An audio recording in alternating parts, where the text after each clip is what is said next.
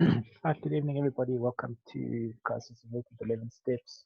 Your business needs to prepare for the economic panic caused by coronavirus. My name is Jeff Hurst, Action Coach, Business and Executive Coach, and it's my pleasure to present this to you this evening and this afternoon, just so to give you some idea as to where we are and what kind of things we should be looking to do to prepare for the current situation we find ourselves both in the country and globally.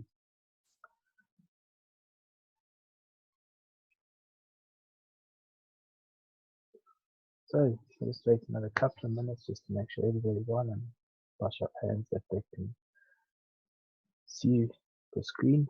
Welcome Jack, welcome Joe, welcome Steve,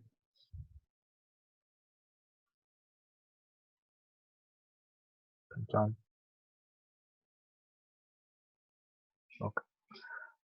Great, let's kick it off so that we can get the questions for come. So I thought what I'd do is just brief background as to why I believe this is important. And at the end of the day, there's a lot of our people at the moment, specifically around the crisis that's being averted. We don't know whether we're coming or going at the moment. And we're waiting patiently to get some outcome and some guidance and some leadership. And hopefully what we'll achieve through this meeting this evening is really just to give you some ideas as to the way forward and what we should be doing and looking at in order to prepare our businesses and even ourselves to a certain extent for the days and the weeks ahead. So let's have a look and see what this is all about and how it impacts on us and what we can be doing. As we start looking towards the 11 steps that you can take and that you need to take now in order to be prepared. So step one is probably one of the most important steps, in to communicate. And it's really vital that you communicate across the board. Okay, the communication from this quote by Mr. Amos is when it comes to crisis communications. If you always focus on building a relationship with your customers, fans, and followers, you will always find yourself communicating in the right direction. So who do we need to communicate with? Well, obviously our team. We need to keep our team up to date and cognizant of where we are, what we're doing, what our plans are. We need to keep in touch with our team and let them know that we're all in the right direction, facing in the same way. You need to communicate with your customers, let them know what's happening, let them know where you stand, let them know really what your ideas are and that you're around and that you're not going to go anywhere. Let them know that the steps that you're taking in order to make the crisis extension better for them and how you plan to help them. Communicate with your networks, people around you. Let them know what's happening. Communicate with your suppliers and your stakeholders. And that's an important concept also. Now your suppliers need to know what your requirements are and your stakeholders need to know what you're planning to do. And by stakeholders, we mean everybody, team, your clients, your suppliers, obviously, but your shareholders. And more importantly, find your community, the community around you, because we all live in a working community. You let your community understand you did what you're doing in terms of steps needed to be taken so everybody can be on the same page. So step two, for me, this is a big one. Start being positive. There's a lot of upheaval and there's a lot of uncertainty at the moment. And it's really important that we stay positive and be positive and have hope. I know it's probably not the greatest quote to be using at this point in time, but let's have a look at it. The Chinese, and that's why I feel it's not great, but it's also quite pertinent considering where this also started. The Chinese use two brushstrokes throughout the crisis. One brushstroke stands for danger, the other for opportunity. In a crisis, be aware of the danger, but recognize the opportunity. And maybe there's a true word being spoken by JFK. At the end of the day, there's a lot of danger in what you're doing at the moment, be it through infection itself, but there's an abundant amount of opportunity that you really need to look towards, and recognize those opportunities and be aware of the opportunities so that you can keep going around that. So where panic never and worry have never helped anything. Okay, there's a lot that we can control, but there's also a great deal that we can't, and we really need to be cognizant of the fact that what we can control we must, but what we can't control is what we can't worry about. You also need to look for small wins every hour. Something is going to win. Something is going to be positive. Something is going to show to us that we're on the right track and we're doing the right thing. Got to figure out how I can sell toilet paper. I know it sounds a bit flippant at the moment, and be it toilet paper, sanitizer, but there's stuff that people need. And how can you be the supplier of what people need? So it's about looking outside the box and looking beyond necessarily what you currently do in order that you can find the opportunity going forward. And many a business that I work with and deal with have got these opportunities, but they just need to be cognizant of it. Sometimes less is better. You know, we all get caught up in the hustle and bustle of the daily news cycle, and especially in times like this when we're getting it from all angles, all countries, all lands. And sometimes it's just a little bit better. Look for the facts, keep the facts in front of you, understand, pick a news source that you're going to be cognizant of, but don't get overwhelmed by the vast majority of news that's about there. And there is a lot of it, and a lot of it is very valid, but a lot of it just is around the hype and stuff. And just be away from the hype, avoid the negativity, stick to the positive. Finally, lead your people. By being positive, we lead our people. And we all have a role to play in this, whether it's in the business sense, whether it's in our companies, whether it's in our businesses, whether it's in our families, or just in our communities. We need to be the leaders of our people at this time. Step 3, know the cycles. Spring passes and one remembers one's innocence. Summer passes and one remembers one's exuberance. Autumn passes and one remembers one's reverence. Winter passes and one remembers one's perseverance. Fantastic quote by Yoko Ono. So what is summer? Summer is when all things are going fantastically, and if we equate this to the seasons of the year in terms of economic cycles, and also think about it in terms of the farming community and how farmers deal with things. And summer is a time of abundance and prosperousness. Things are going well, it's very difficult. The fall, we start heading in towards unease, but we make preparations during the course of the fall or the autumn. We start preparing for what's to come. We start preparing for the winter. And personally, I believe we've been in a little bit of an autumn and a winter for a while, not just recently with the virus and COVID-19, but probably, I would imagine, been heading towards the winter and definitely in the fall for probably around the last 8 or 9 months or so. And it was just recently prior to the, let's call it the outbreak, specifically in Southern Africa, but the outbreak worldwide, where it was recognized that it looks as though we were finally in a technical recession. And that is really the beginning of the winter. So it is looking a bit bleak and dark and cold, but as Yoko says, it's the perseverance that one remembers as winter passes, and it always has. And as it passes, we go into spring. And spring brings with it new shoots and new cycles. The beginning of a new cycle brings with it the buds start blooming and the blossoms start coming out. And the importance to me about the 4 seasons cycles is that each of them brings with it tasks and, let's call it, things we need to do to prepare for the next one. Even in summer when life's abundant and things are great, we do need to prepare with the knowledge that there is a fall and a winter possibly coming. And even with the winter, we need to carry on doing the things that we do them well. Because spring is the time for the new buds to come out, and we need to be prepared for that time. Now, historically, what's happened is that these economic cycles have lasted somewhere between 7 to 10 years. Specifically, we're talking about the 2006, 7, 8 crash. It seems to have lasted somewhere in the region of 5 to 7 years. And the key to this is being prepared. I personally don't believe at this time it's going to be that sort of time frame that we're looking at. We don't really know at this point, and we have to follow these facts and understand the codes and the bell codes. But really, it's about being planned, being ready for when it happens. Who knows what, but it could really only be months, okay? And months could be the longer end of the time frame. I firmly believe we're looking at somewhere between a 60 to 90 day cycle. But we need to be prepared during this time and during the cycle. So welcome to other people that are joining now. And as we go through the cycles, we start understanding that there is change. And step 4 is the change that happens around us. And I have a quote here from Hercules. The only constant in life is change, and this is only too true. As coaches and business leaders and business owners, we understand this fully. And we fully get that this is what it's about. It's really about the change. So what does change mean to us? It means we should be getting ahead. It means we should be being prepared, be planned.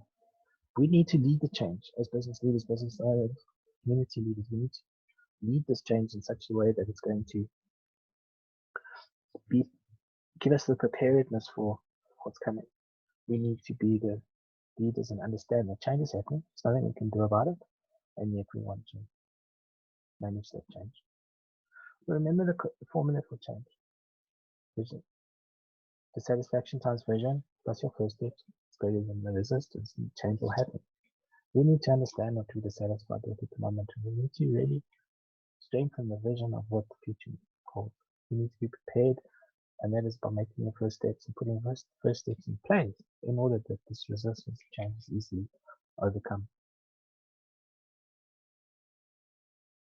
Finally, we need to have a good detailed look at our products, our services, our pricing, our delivery, and our staffing. Because it's through this that we have to look and see what might change. Where is changes needed? Are we currently servicing the right products, and are we performing the right services? How is our pricing affected by this? What sort of delivery methods are we currently using, and what is the possibility that this has to change? For example, if we have to maintain a social distancing concept, how does this affect the delivery of our product? How does this affect the delivery of our services? And are we ready for it? Do we necessarily have the right staffing in order to manage this change? And I'll get into that a little bit later. And this is even the whole business. The whole business might change. You might be doing something that is not necessarily going to be around in the next 3 months or so because of what's changing in the world and the environment around you. But you need to understand that it's worth looking at this point in time and figuring it out. Finally, you might have to break it. What do we mean by that? We mean break it down into some of its parts. Pick up the parts that are working, pick up the parts that you can keep, and throw away the parts that don't. Throw away the parts that are getting in the way, or the parts that are unfeasible in this time. For example, in our business, we have to start looking at coaching remotely and doing things remotely through various things like this webinar and like video chats. And that is the way to do it. We have to break our mold and break our current way of thinking. Step 5, and this is quite an interesting one. We have to cut back, but we have to cut back wisely. So cost cutting has to be the top priority in a crisis. The key, however, is to lower costs intelligently and flexibly, thus minimizing the negative long-term repercussions. Great quote from Herman Summers. You know what it's about? Cash is king at tough time, markers. Understand that cash is going to rule the world, and the quicker we get cash in, the better. We need to stop spending, but it's around stop spending on unnecessary things. You need to delay the spending. You might have a big product launch that's coming up in 2 or 3 weeks' time, and it might not be the right time to launch the product. You might just have to put on a hold. You might have conferences. You might have events that you planned. And some of those events might need to be shifted out, moved to a later date, postponed, or cancelled altogether. But that's what it's around, it's stop spending. And understand that there might be a price to pay for that, but weigh the pros and the cons of each of the decisions. You have to look critically as to where you can reduce output. Look critically, for example, you might be planning a whole rebranding exercise. You might be looking at repainting an office or something like that, or refurbishing. At the end of the day, is this the right time to do it? And you might need to reduce or even curtail that for a later date. Renegotiate your contracts now. Renegotiate where possible. Renegotiate rentals, especially with a lot of us possibly moving staff to off-premises. Now is the time to renegotiate those sort of contracts, because that you are in a place of power from that concept of renegotiation. Slow things down or postpone. That goes back to stopping spending. It's about having a look and see what is really, really necessary now. It's about having a look to see where can I delay the expenditure until a later stage, or sometimes cancel it altogether. Slowing things down might just be, instead of doing it twice a week, we now do it twice a month. That's the kind of thing that we talk about when we slow down. And some examples of these might not be around cleaning. And keep marketing and selling. Whilst we say we must cut back, at this point in time, the most important expenditure that you can incur is your marketing and sales expenditure. Because you cannot afford to stop at this time, no matter how difficult it is, no matter how pressured we are to reduce, we really need to carry on specifically in this regard. However, the key to this is ensuring that we do testing and the measurement. Because around the testing and the measuring, that's how we understand that it's working and what the impact of what we're doing, so that we can make those necessary changes. Let's have a look at step 6.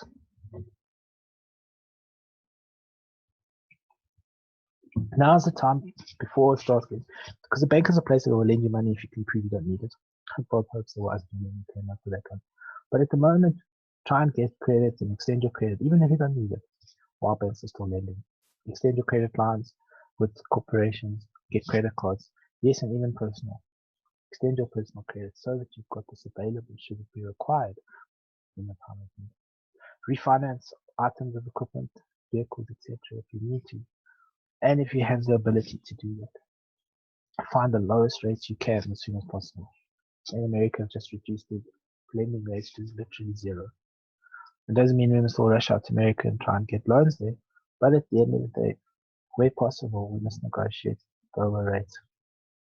Let's have a look at staffing changes on the 7th step between an area we need to look at. This is tough. This is really hard. The one way to reduce the need for layoffs, however, would be to cut back on hours, spreading the available work among your employees. Let's face it, part of this economic slowdown and the effect of the pandemic is going to be that there will be less work available. Not only will there be less work available, but some of the volumes will decrease. Some businesses are going to thrive throughout this, others are going to find it tougher to keep up with it, just to maintain the current level of activity and the current level of productivity. Some businesses are going to reach a total slowdown, and even those kind of things we're talking about. So give the staff vacations if possible. Make the time off count towards their leave time. That way, what we can do is we can spread the vacation time around. So you can see to that, it's much better than even work.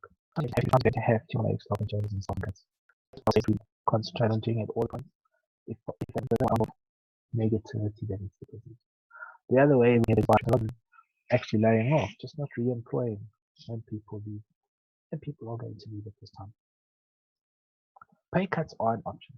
Now, at the end of the day, some people, through a negotiated settlement and an open and honest communication, and let's face it, just that difficult chat, is to sit down with the people and say, here are your options. Either we have a job going forward at a new rate, or we don't. So there are an option that is worth looking at. Is it hard? Absolutely, it's tough.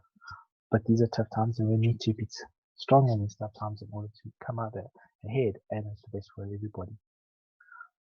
I also suggest that we suspend bonus programs, albeit that we are achieving targets in certain areas of the business, albeit that we've agreed those bonus programs in this. I think it would be prudent at this point in time to look at suspending that kind of stuff. Step 8. Plan work from home. It has to be planned. The option to work from home when needed, or to try a different lifestyle without having to change jobs, is a win for everybody.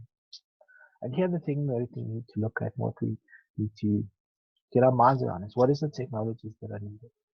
Get in touch with IT people, get in touch with businesses that provide the technologies, and let's try and understand exactly what are the technologies that are needed, and get those technologies in place sooner rather than later if we haven't done so already. This is a new way of working for a lot of people, and a lot of different KPIs are going to need to be put into place to ensure that we meet the required standards. How do meetings and reporting change? Do we have online meetings? Do we have a methodology for sending reports through on a daily, weekly, monthly basis? That's the kind of stuff that we need to really sit back and re-engineer our business to a large extent to understand how we're going to do this. How are those meetings going to be held? What is information is required? And how do we report back and report forward? And how do you have daily check-ins? Because at the end of the day, what we need to realize is that a lot of the time we are going to have to do things differently. We are going to not have that minute by minute contact with the people that we report to, that we rely on in our businesses. We're going to have to hand over a lot of control to them and let them do their job, but from a remote side. How does this impact on our customer service? What does it do for our customers? How do we make sure that our customer service is not negatively impacted by this? How do we make sure that our customer service is 100% up to speed? How do we make sure that we maintain the levels that our customers expect from us, and if not, improve it? How do we do our banking? How do we collect the mail? These are all little things that we need to be really cognizant of. Unfortunately, I think in South Africa, a lot of the major banking is now happening electronically, but we still need to be cognizant of the fact that we have to go and make deposits sometimes, or we have to go and collect the mail at the post office. Communication is key again. Whilst we said in step 1 to remember to communicate with our teams, working from home and planning to work from home requires a whole new communication structure. We need to possibly find a technology that is going to handle this communication structure. It may be weeks, maybe months. We might never return to the status quo purely because this is working so well. And that's the other thing. You know, sometimes change happens for the best, and it might be the new normal going forward. Step 9, online or deliveries. So CNN recently announced that beginning immediately, a pharmacy called CVS will waive delivery fees for prescription drugs due to the coronavirus outbreak. How does delivery methodologies and structure figure in your business? Do you need to add a way to get there? Do you need to add delivery fees? Do you need to have a courier service? Do you need to have a service that is not going to deliver your service or your product differently? Are you now going to work on online or with phone delivery? And here by delivery, we don't necessarily mean product. We also mean how are you delivering the service. For example, you can do online sessions like we're doing one this evening. Or do you just make phone calls and keep up to speed with your clients by phone? That places with a whole new set of challenges, etc. But we have to be cognizant of it. What staffing changes will be required? I was watching a documentary the other night and then came across it again in the news today. Amazon are increasing their warehouse staff by 100,000 people to cope with the pick and pack demands that are now being placed on their business because of the online ordering. People won't come to you, will you go to them? Tough decision sometimes. If not, how will you go to them? If not, what will you do? How do you make sure that you maintain business relationships by doing this with people? Finally, how's your packaging and how do your accounts get out? Does your packaging have to change?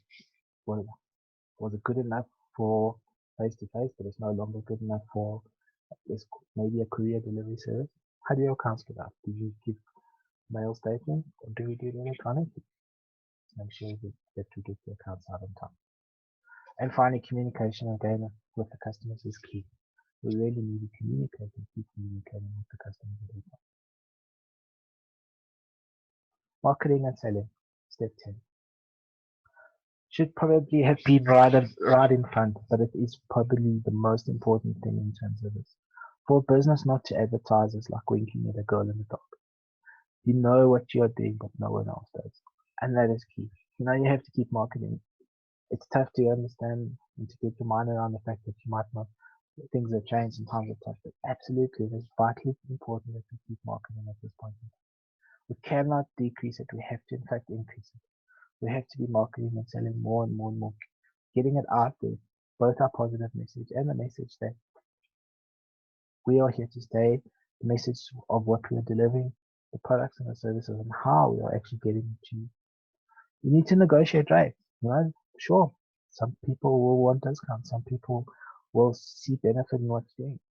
Might be time to increase some of this stuff where it becomes critical. But at the end of the day, rates negotiating rates and offers. Create new offers, create new rates, create new deals, repackage products, understand what the market is looking for, understand what the market needs, understand the dictates of the market so that we can use that to the best of our ability.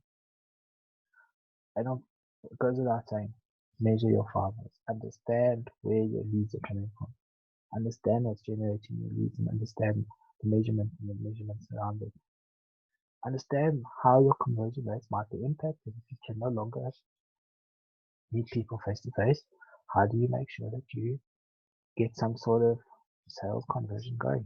Understand the conversion rates, because you have to see if your conversion rates are decreasing as a result of not being able to be in front of the same number of people, or just generally not being able to meet people face to face. You need to figure out different ways to improve their conversion rate and or get more leads in, and that's how marketing takes place. Understand people might buy more from you now, or even less. And know the fiber, know the number of transactions, know your average sale. Now time is key to figure out ways to increase your average sale. And at this point in time, I don't believe that just putting out a passive, as much as I printed, is going to actually necessarily be your number one strategy at this point in time. Understand the profit margins, and that goes back to your costings and marketing, and understand and manage it. Finally, get cash up front where possible. That is the key. Cash is key. Repeat business. Remember what we say, every contact we have with a customer influences whether or not they'll come back. And that's key. Interesting. Every contact we have with a customer influences whether or not they'll come back. We have to be great every time or we'll lose them. And that is key. Remember, it costs 6 times more to get a new customer than it does to keep the ones we've got. Existing customers are always our best customers. We really have to make sure we service them and make sure they keep coming back. We need to create deals just for our existing customers. We need to almost promise them, here's the stuff that we've got because of your loyalty. We'll believe you the same, and we'll treat other customers differently perhaps. And when we say differently, what do we mean? We mean stuff like different deals for them. Bulk buyers and cash up front. Offer discounts where you can do cash up front. Let customers buy in bulk, but manage the process. Keep a customer at all costs. Do what you can to keep a customer. Don't let a customer disappear. At the end of the day, this is the livelihood of any business. And whilst we understand that times are tough, and through your communication process and the other 10 steps we've discussed, it is vitally important that we keep our customers. And again, communication is vital. No matter what we say, communication is vital. You always notice that even presidents are starting to communicate more frequently than us. So we need to keep up the communication and almost have a daily touch base with our customers, if not daily, at least twice a week. It's good. So what do we have? The 80-20 rule. Don't forget about it. 80% of the revenues come from 20% of the customers. Just keep your customers happy. Just understand your customer base and really, really make sure we get repeat business out of them. So I know I said 11 steps you need, but there's a 12th one because we always over deliver. Common sense and compassion. Understand the key is to set realistic customer expectations.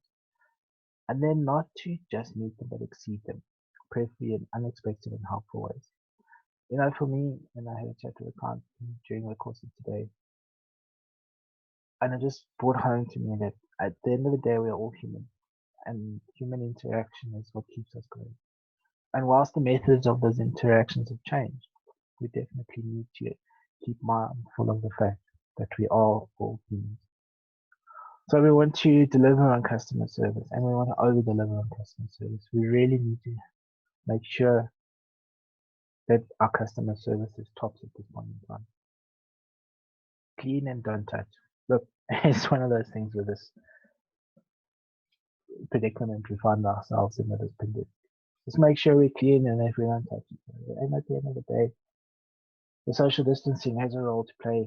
It is how we're going to stay safe. And it doesn't take a lot in order to do this. But it is a change, and it does require us to be very cognizant of it because, as I said previously, we're human. And if you're really into being human, the physical contact is important, but we just need to make sure that we keep our distances at this point in time. Provide sanitizer. And I know it's tough. You know, at the end of the day, I'm trying to find something for my business, and it is a scarcity. You know, if we could find hen's teeth, it would be pretty close to the sanitizer at this point in time. But let's provide a clean environment and a sanitized environment as far as possible. Put people first. We are people. At the end of the day, we're real people that offer real results, and that's what it's about. People come first. Whatever. Be nice. Take a chopo. Look, there's going to be times when it's difficult. There's going to be times when it's hard, and there's going to be times when it's not nice. But at the end of the day, just hang in there. No, just, we need to lead our people and lead by example, and that's really what it is. And don't buy too much toilet paper. Leave some for the rest. Guys, look, thanks a lot for your time. What I'd like to do is just offer a quick poll, just to get a quick sense of what people are feeling, and then what I'll do is I'll give you some information.